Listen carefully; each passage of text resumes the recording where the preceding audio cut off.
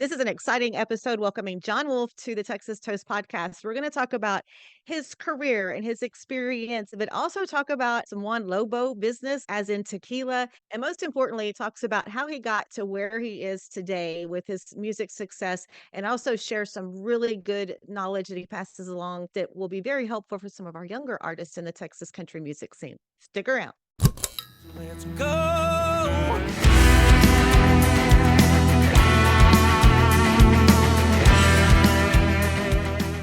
Welcoming to the Texas Toast podcast, it's Jon Wolfe. And Jon, so your current radio single, If I Had a Bar, is out. And I just got the latest update from the Texas Regional Radio Music Report, and it's number one. Sweet. All right. I was Another wondering about that. number one for you. You've had so many number ones on the Texas charts. Okay, so I was waiting to hear that news. So it's great to know it's number one. And I think I don't know if the number is 15 or what it is, but we've been lucky to have some great success at Texas Radio. Yeah, we love you at Texas Radio and of course across the industry and all the shows that you do, and just the consistency that you've had and the person that you've been in the industry. So something I'm really excited about is coming up in April. You're going to do, oh my God, I loved when these CDs used to come out. Live at Billy Bob's Recording. Are they bringing those back? Well, I hope so. They still do them, but they just don't do them as much as they used to, I think. And, you know, I've been lucky enough to have a live at Green Hall and a live at Flores Country Store. And so I brought up the idea to the crew at Billy Bob's, Marty and everybody. And I said, hey, man, I'd love to do a live at Billy Bob's, because that's like, you know, to me, that's like the triple crown in Texas, you know, Flores Country Store and Green Hall and Billy Bob's, you know. Mm-hmm. So, you know, I brought it up with them, and we spoke to Smith Records, and they got on board, and here we are. We're planning this live recording, and there's a lot of work that goes into them, but I'm really looking forward to doing it. So working on that set list, I bet that'll be a special set list. It will. That's been a lot of stress. It's just trying to take, you know, 10 years worth of being on the road, and well, more than that now. 14, 15 years on the road and releasing music. And how do you condense that into one show that sort of allows all your fans to enjoy some of the stuff you put out over the years, but also sort of puts a stamp on that particular live recording that's a little different than the others. So it's definitely challenging. Mm-hmm.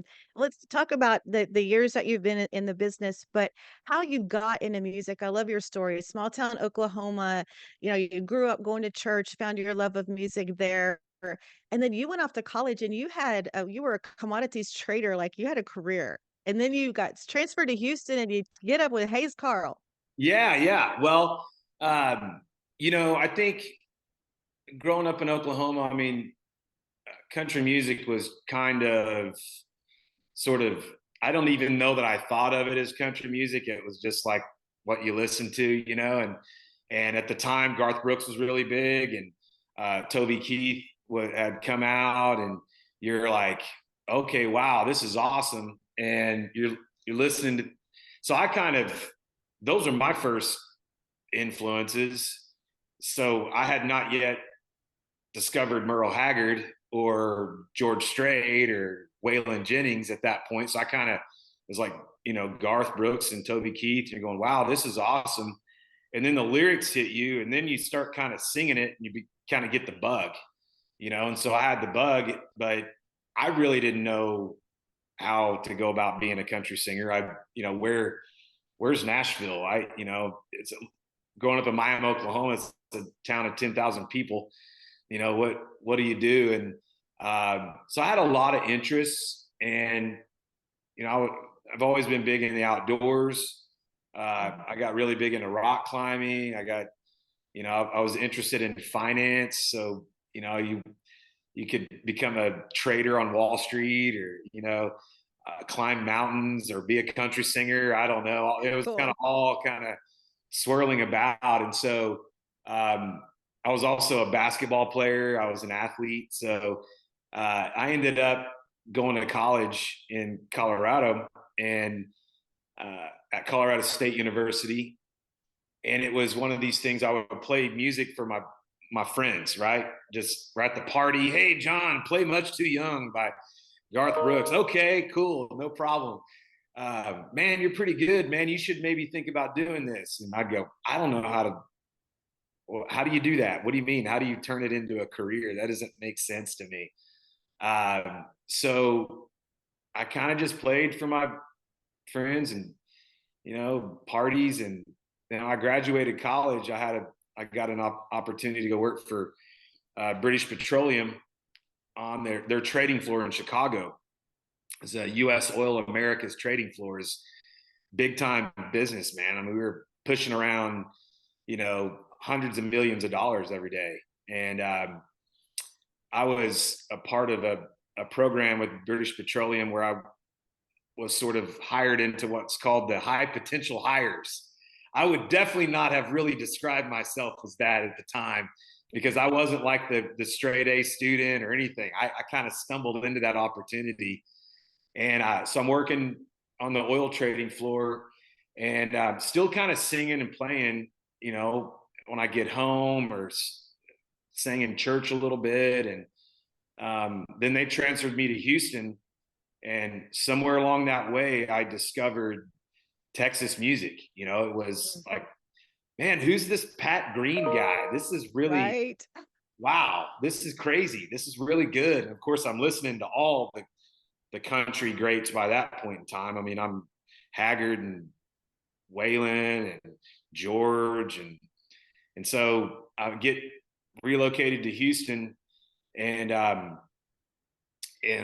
found a couple of open mic nights. That's really how it started for me. An Interloop Houston open mic night, 2004 probably is what it was. 20 years ago, believe it or not. And going down and cutting my teeth and getting in front of people and trying to sing cover songs. So not to make this story longer, but that did quickly kind of, sort of evolve into meeting John Evans and Hayes Carl. And really within a short period of time of living in Houston and playing open mic nights and beer joints, I had a band, and I left BP and decided to become a country singer. So to my mom's dismay, definitely. So it was kind of a quick thing for me. And I kind of say this a lot, that I've never had a voice lesson. I think all the playing for my friends over the years at least developed my voice and, my ability to hold a tune, play acoustic guitar good enough, sort of set me up for that opportunity to really pursue it as a career once I, started getting the ball rolling in Houston. Yeah. So you're 7 studio albums in.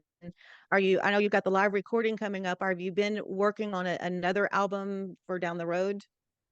Yeah. So my last record, Dos Corazones, came out in late 2021. Mm-hmm. And, I put a lot into that album. It was really the most creative thing I've ever done, I think. And there's a lot of songwriting involved. It was the first album I've ever written a Western, and I really just took off on my own path on that record, influenced by my co-writers, Dave Brainerd and Tony Ramey. And of course, Dave is a magical producer. And so that was just a really big creative effort. And all the photography involved and the videography took place. The album was really created in its entirety, for the most part, written and filmed and photographed in 11 days interlingua. So it was a big kind of creative thing. And then Of course, the studio effort was a whole nother thing to get it to the packaged place that you guys see it now. So I just feel like as an album, I'm like, man, I don't really feel like I'm out to sort of beat that album, if that makes sense. Yes. I don't, Hmm. for me, just uh, so I don't really have a big plan on releasing an album, but I have written uh, another big chunk of songs with the same team, and I've recorded a pretty good chunk of stuff. So we had the Jamie Johnson feature come out, which was a song off of Dos Corazones, but we went and re-recorded it and featured Jamie Johnson on that. And then we've got a feature that will be coming out on a Western swing song that I wrote years ago that Lyle Lovett and I are going to be um, uh, working on together. So that's going to be a cool thing. And then we have a new single coming out a week from tomorrow. That's just another song that we've written and recorded that we're excited about. So there's definitely new music. I don't know if that's when that's going to evolve into an album per se, though. Right. Well, new music is always good coming from you, John. Have you ever wondered how artists like Treaty Oak Revival, Red Clay Strays, and Aaron Watson maintain the high quality and high demand for their merchandise? CH Lone Star Promo is the answer. Created in Texas to serve Texas artists, and they're currently offering 15% off on all merch orders from musicians. Visit chlonestarpromo.com to get started and tell them Texas Toast sent you. I was reading the other day that it takes at least $1 million to break an artist. That's a ton of change, and it can feel overwhelming. But with social media leveling the playing field, you just need an effective strategy to release your music. Check out Release Rocket to ensure your single does not die after release day. You've already put time, effort, and tons of money into writing and recording your album. Let the guys at Release Rocket keep your new release alive. Let's kind of shift gears and let's talk about, of course, I always love the whole thing with the Juan Lobo tequila, and that's your nickname. Tell us about your tequila. Well, Juan Lobo Tequila is initially Juan Lobo is just a nickname that my Mhm. South Texas fans gave me. Hey, we're gonna go see Juan Lobo tonight. We're gonna see Juan Lobo, and we thought, man, that's really cool. Juan Lobo has a ring to it. Uh, so I think it was, I guess, in 2015, I started sort of discovering 100% blue agave tequila. That Mhm. sipping tequila, I guess you could say. Uh, so I sort of started that journey in 2015. In 2016, I took my first trip to Guadalajara and to Ooh. Tequila, into Arandis, and I started taking a lot of trips and just fell in love with the industry, fell in love with real tequila, the history of tequila, and that sort of evolved into a business effort. So um, it took a lot in those years to bring in the right people to help me build the company. But the tequila has been in the marketplace since late 2019. Of course, we launched right before the pandemic, so my business timing is impeccable there. It kind of set us back, as a young brand, but the brand is still gaining a lot of steam. It's still, I think, a lot of being successful in business has to do with not giving up on what you're doing, especially the distilled spirits world. It's very difficult. Sure. It takes a lot of millions, uh, a lot of dollars to get it going. So we're still working on that, but the brand, folks can check out juanlobotequila.com. There is a store finder there that can help them see if there's something local to them. We're in the process of expanding distribution, so some places we're not available, but we'll be there. There is also an ability to order it straight to your door, so there's that. But Seriously. oh Oh my yeah, it's a gosh. little bit pricey, but if you're desperate for good tequila, man, I mean, we have the ability to do it. So we encourage folks that are that are listening to go check out JuanLoboTequila.com. Yes, check it out. I may have to get some of that delivered to the door. While we're on the subject of tequila, this is a personal story I'm going to share. So you and Hayden Haddock came down to Yep. Matagorda and filmed that video. Yeah.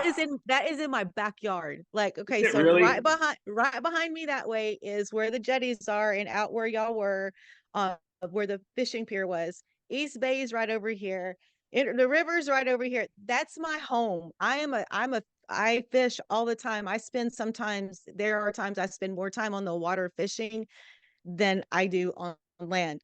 And so I think we had just had Hayden on the podcast. He was just getting going. And so I went to Pluggers, that little bar in town, and I Okay. got out of my Jeep one night and I was like, "This is Hayden Haddock cozy down here." And we just had him on the podcast. And so fast forward, y'all did the video. Run and Gun is so amazing. I love those guys. You Yeah. got on the boat with them. Love the video, but it was one of those things where I'm so passionate about saltwater and in our area. And then to see y'all, and I was like, "Oh, where was I? Wish I would have known." And then I ran into Hayden in Fort Worth at the Stockyards. He was playing his Yep. show for the TCMA Awards. And I talked to his dad first. I said, Hayden came to Matagorda and he did a video in my backyard and I didn't know. And they were like, whoa, it was a last minute thing. Yeah. I I was just, that's, noticing, I was noticing your fishing photos back there. So oh, yes. good job. Yeah. Well, I do love, I'm a big fisherman, but it was my first time to fish Matagorda Bay. And we had a great time. The run and gun guys are awesome. And I do remember that bar that you're talking about. The other thing I remember is I had the worst sunburn on the top of my feet ever. I don't know what I was thinking. Oh, that hurts. Ouch. But I just wore flip-flops out there all day, and it was kind of a cloudy day. So It was. but I had a hell of a good sunburn on my feet. Yeah. Well, if you ever make it back down this way, I would love to take you fishing and we'll throw some top waters. I love to fish top waters. Okay, good. Yeah, I'm a fly fisherman, so perfect. Oh, that's great. See, now you can teach me something because that's something I have not attempted yet. But anyway, we could go on and on about that. Now I'm Awesome. lost where I was going. So yeah, okay. So you've got a packed tour schedule, and I see too where you've got some shows with Clay Hollis and John Stork. It's Yeah. always good to see the younger guys coming in and kind of do you kind of mentor and maybe chit chat a little bit with our younger boys? I do. I mean, I think it's kind of interesting because I feel like that what these guys deal with nowadays is like really more complex than what I ever dealt with. So when they, some of these guys go, "Hey man, give me some advice," I'm like, I got nada. Like I'm like, I don't even know I don't know how I've survived, being in the music business this long. And I say that, but it's really, the big thing that, and I can go back to, I was lucky enough to be able to, my first manager was George Strait's nephew. And, I got started playing a private New Year's party for George Strait. And I played Trey Strait's wedding. And I've been around George back in the day quite a bit. And I was always looking for advice from George. And George was always like, "Dude, I don't even know how you guys do it." He said, "If I was starting now, I wouldn't get a record deal. I don't know." So it's almost like that's how the amount of artists that are out there. When I first started, and George was like, "Wow, there's so many more artists out now." And now I'm saying that to these guys, I'm like, "Man, I don't know. There's so many more artists." So I think it's kind of just like this generational thing where this genre is growing. And it is way more difficult now. I think when I started, again, that's 15 years ago, but we were still sort of riding around with a van and a trailer, and we were going to radio stations and dropping off our CDs and our press photos. Good old days. Here's my CD. So radio tours were big at that time. I mean, I did radio tours for like 6 or 7 of my first singles at least.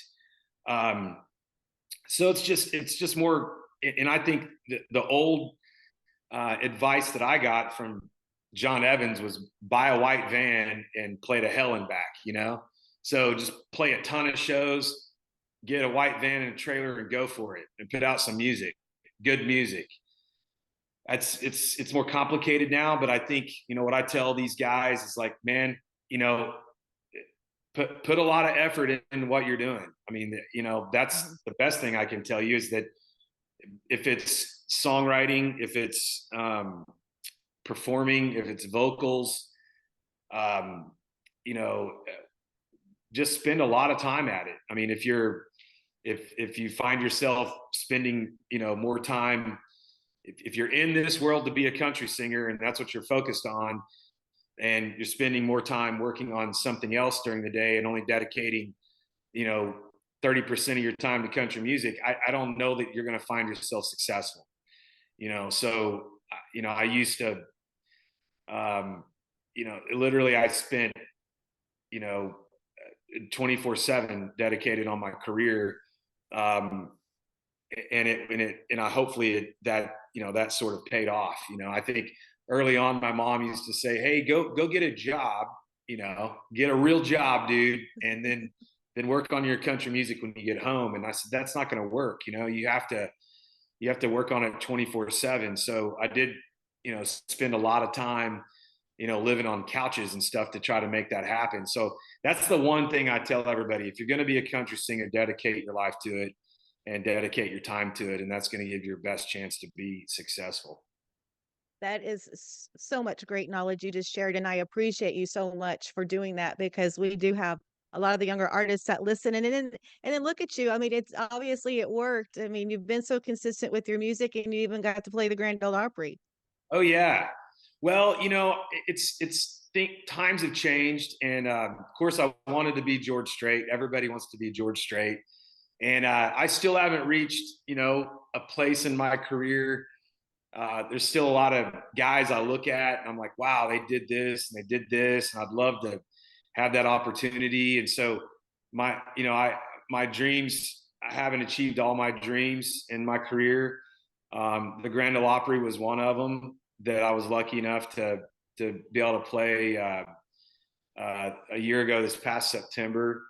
And yeah, that was a big moment for me. It was really emotional, and I think hopefully I get invited back. We're working on trying to go back to the Grand Ole Opry, but that was definitely a big thing.